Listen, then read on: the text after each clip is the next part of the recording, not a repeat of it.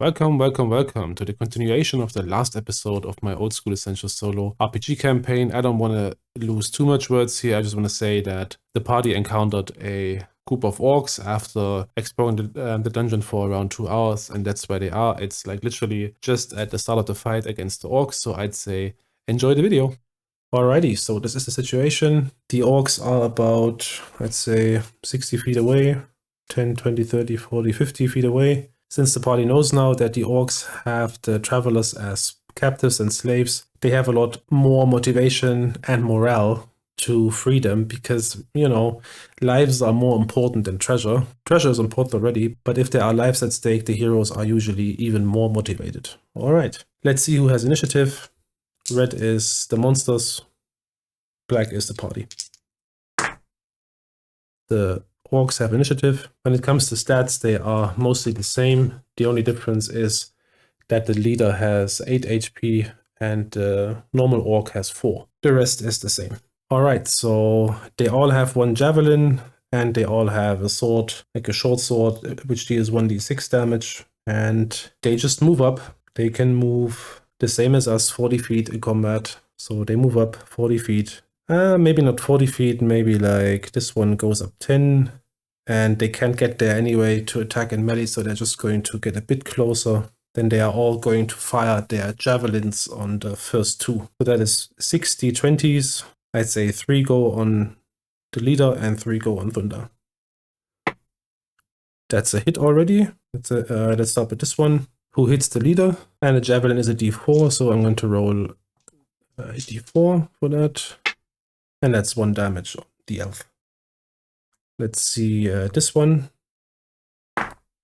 That's a miss. And this one, that's a miss as well. And now I'd say this one still attacks normally because there is kind of a line of sight towards Thunder. So that's with a 0. Roll again. That's a hit on Thunder for a d4. That's 4 damage. Whoa.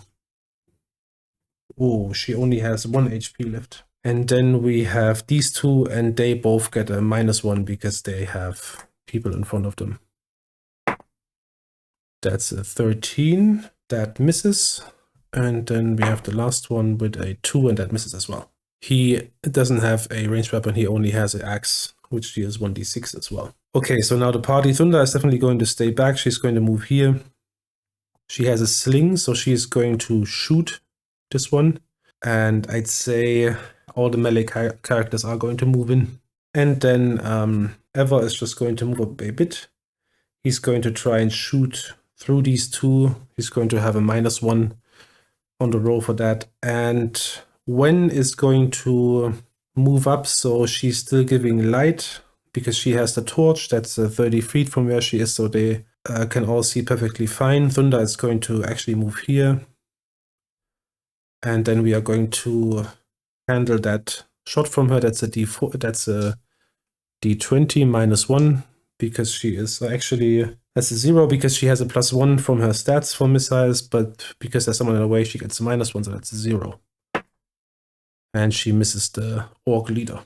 Okay, now we resolve all the melee attacks here. Let's start from the left. The leader misses.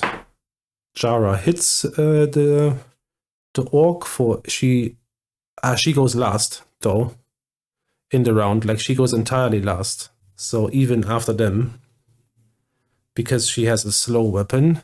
Okay, so we write that down that she goes last in the round, but she hits.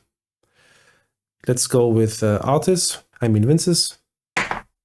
He hits the orc for a d6 with a short sword.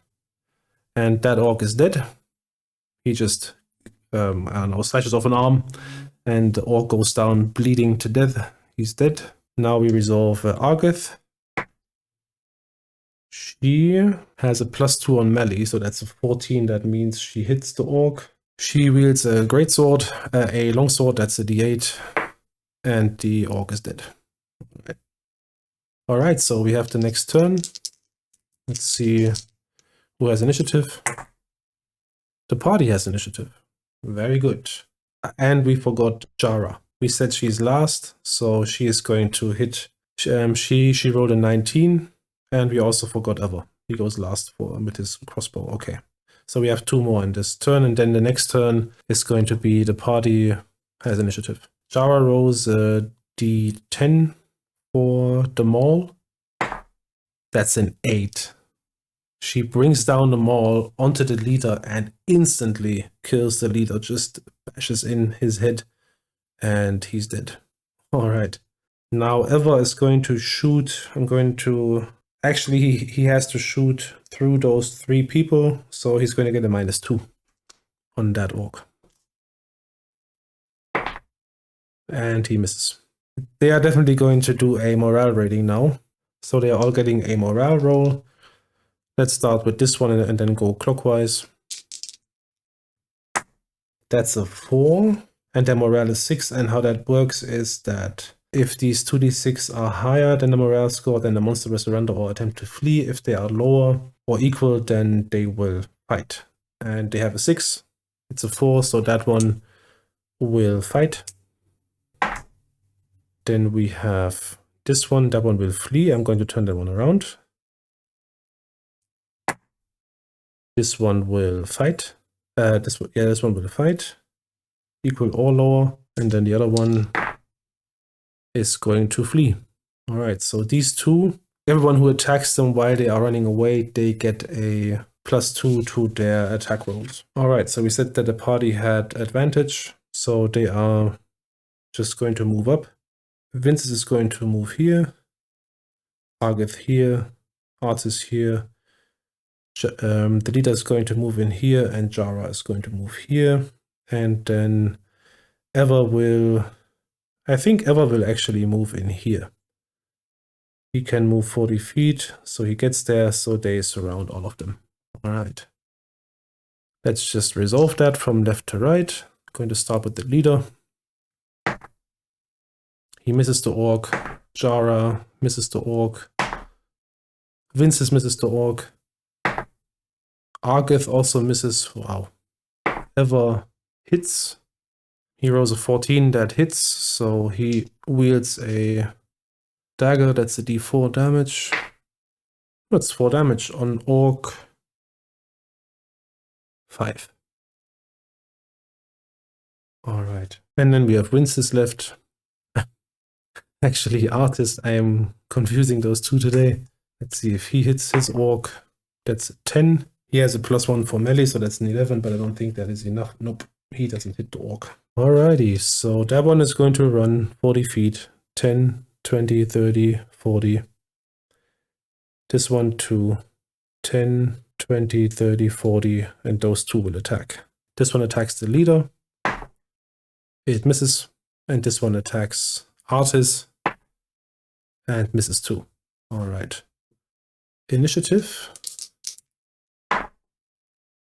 And the party has initiative again. Okay, so Ever didn't reload. That means he can't shoot. Okay, so they are just going to move around these 2 and just attack them. One after another. Let's start with Vinces. He misses. Jara misses.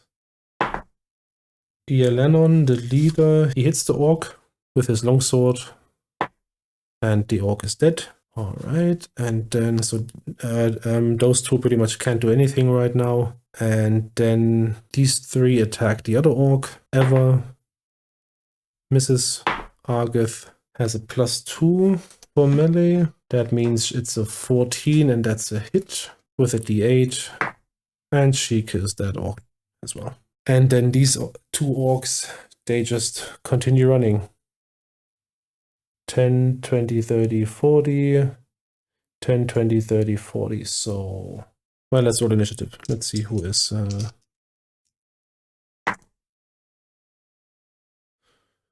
So they have initiative again. That means it's 10, 20, 30, 40. 10, 20, 30, 40. I guess these two are gone. I'm going to see and roll a d100 to see if the party wants to follow them, but I'm only going to give them a 15% chance because it's going to be pretty much suicide if they decide to just run after them. They don't know what's happening. Could be that 3 rooms further there are 20 orcs waiting. 20% chance.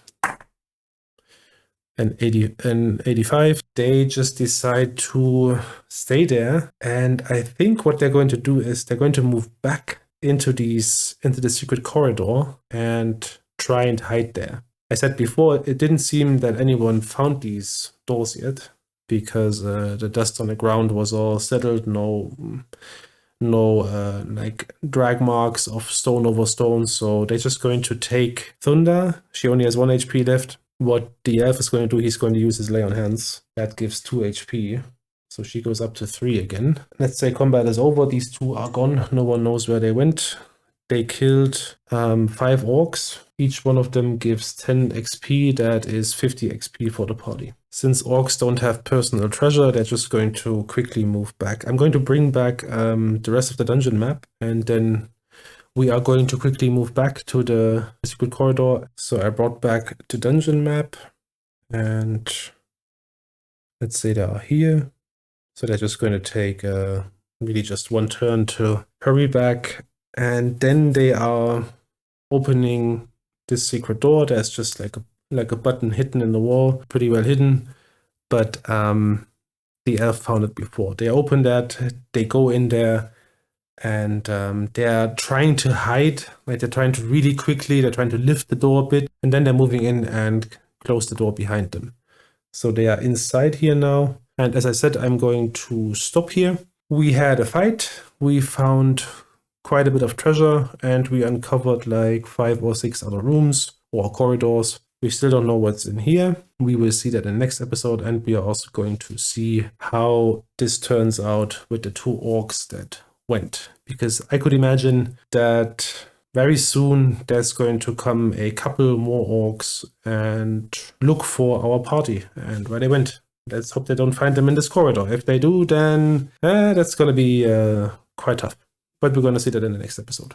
Okay, then thank you for watching. I hope you enjoyed this episode. If you have any kind of ideas for these actual play sessions or for other YouTube videos, RPG discussion, creating a sandbox, then leave a comment. And if you like this video, hit the like button and subscribe to the channel. And I'd say see you next time at the Infinite Text. Bye bye.